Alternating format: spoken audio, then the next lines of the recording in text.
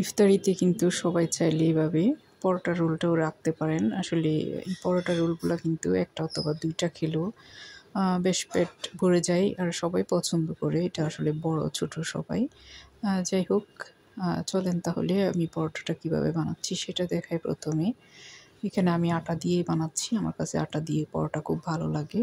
লবণ দিয়েছি স্বাদ মতো, চিনিও দিয়ে দিয়েছি প্রায় 1 টেবিল চামচ। আমার এখানে প্রায় 1.5 কাপের মতো আটা আছে। পাউডার মিল্ক দিয়েছি 1 টেবিল চামচ। আর সয়াবিন তেল দিয়ে দিয়েছি প্রায় 2-3 টেবিল চামচের মতো। সয়াবিন তেলটা একটু বেশি করে দিয়ে হাতে এইভাবে ডলে ডলে মাখতে হবে। সয়াবিন তেলটা আমার একটু কালারিং দেখাচ্ছে, কারণ হচ্ছে এটা পেঁয়াজ ও চনা ভেজেছিলাম, যার কারণে একটু কালারটা এমন দেখাচ্ছে, সমস্যা নেই। এই যে দেখেন, এইভাবে করে কিন্তু বেশ কিছু সময় একটু ডলে ডলে মাখতে হবে। আর একটু নর্মাল পানি দিয়ে একটা ডো করবেন। আর ডোটা সবসময় সফট হতে হবে। ডো একটু সফট হলে তাহলে দেখবেন পরোটাটা একদম সফট হবে, খেতে ভীষণ মজার হবে। আর চিনি, পাউডার মিল্ক এগুলো দিলে কিন্তু পরোটা খেতে অনেক বেশি মজার হয়। যাই হোক, একটা সফট খামির আমি করে তৈরি করে নিচ্ছি। এরপরে হচ্ছে এটা আমি 20 মিনিটের জন্য একটু রেস্টে রাখবো। আর রেস্টে রাখলেই কিন্তু পরোটা ভালো হয়। এই যে এখন হচ্ছে আমি একটু পরোটার ডো একটু বড় করে নিব, যেহেতু পরোটা একটু মোটা টাইপের হয়। সেভাবে করে আমি নিয়ে হচ্ছে গোল করে পরোটাগুলো করব, একটু বড় করে, যেহেতু রোল বানাবো, যাতে পেঁচাতে সুবিধা হয়।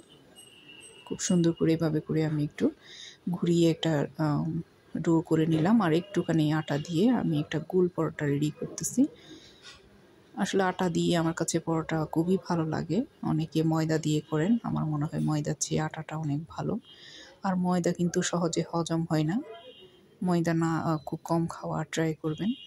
ময়দা হজম হতে খুব সময় লাগে, তার চেয়ে আটাটা অনেক ভালো।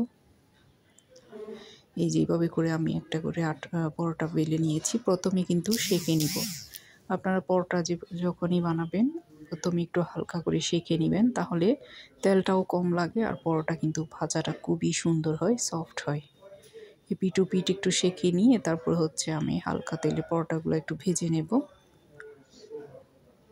দেখেন, আমি এপিট ওপিট সেঁকে নিয়েছি।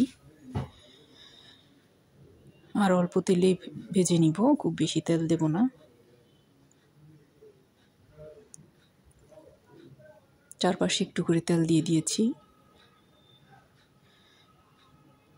যতটুকু প্রয়োজন হয় আর কি, তবে হালকা তেলে ভাজতে পারলে ভালো।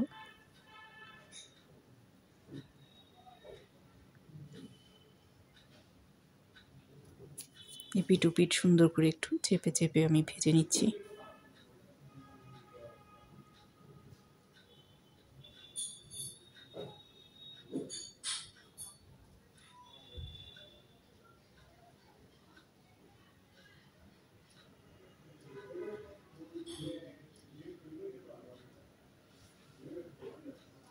এপিট ওপিট চেপে চেপে একটু ভালো করে ভেজে নিয়ে এখন আমি সবগুলো পরোটা যেভাবে করে করে নিলাম।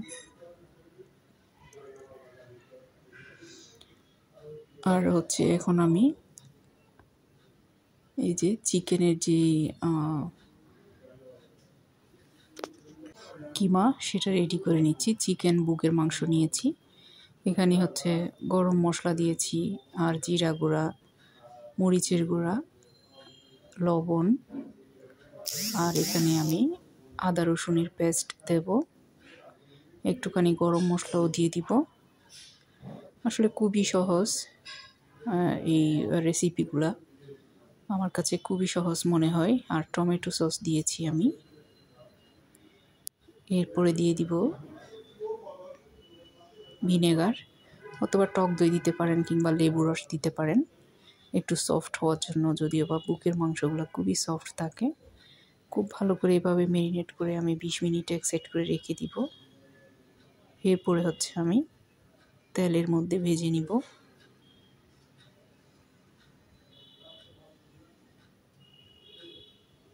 এই যে তেল দিয়ে হচ্ছে হালকা আছে এপিট ওপিট করে ভেজে নিব আর কি। খুব বেশি আসলে সময় লাগে না এটা ভাজতে, কারণ বুকের মাংস খুব সহজেই হয়ে যায়।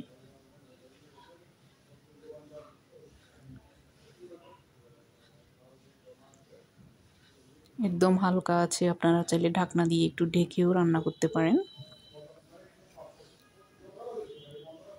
জাস্ট তেলের উপরে ভেজে নিয়েছি। আর এই যে ভেজে নেওয়ার পর আমি এইভাবে করে কেটে নিচ্ছি। আমি নান দিয়েও বানিয়েছি এটা, ঘরে তৈরি নান।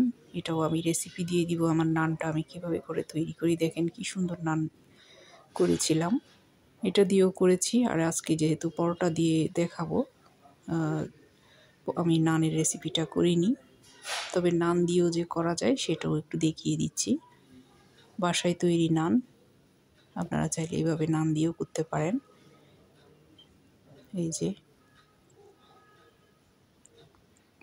চিকেন দিয়ে দিয়েছি, গাজর কুচি দিয়ে দিলাম, ক্যাপসিকাম দিয়ে দিলাম, টমেটো, কাঁচামরিচ, পেঁয়াজ, যা যা প্রয়োজন হয় সব দিয়ে আপনারা জাস্ট শসা দিতে পারেন। শসা কিন্তু খুবই মজার হয়, আসলে শসা ছিল না আমার কাছে।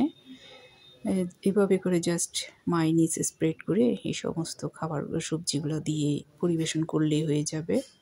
এখন আসেন পরোটার মধ্যে দিয়ে দিই। এই যে, আর মায়োনিজ তো রেসিপি দিয়েছি, হোমমেড মায়োনিজ স্প্রেড করে দিচ্ছি আমি পরোটার সাথে খুব ভালো করে।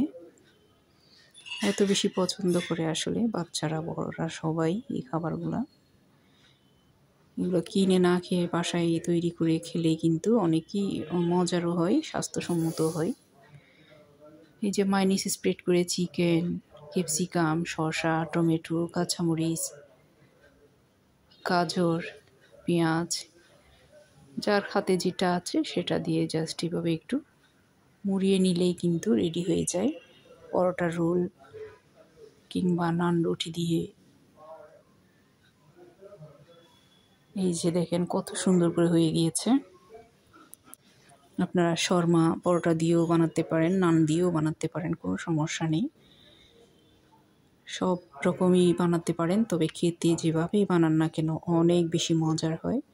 আশা করি রেসিপি ভালো লাগবে। ভালো লাগলে প্লিজ একটা লাইক কমেন্ট করে আমাকে সাপোর্ট করবেন। আসসালামু আলাইকুম সবাইকে, ফি আমানিল্লাহ।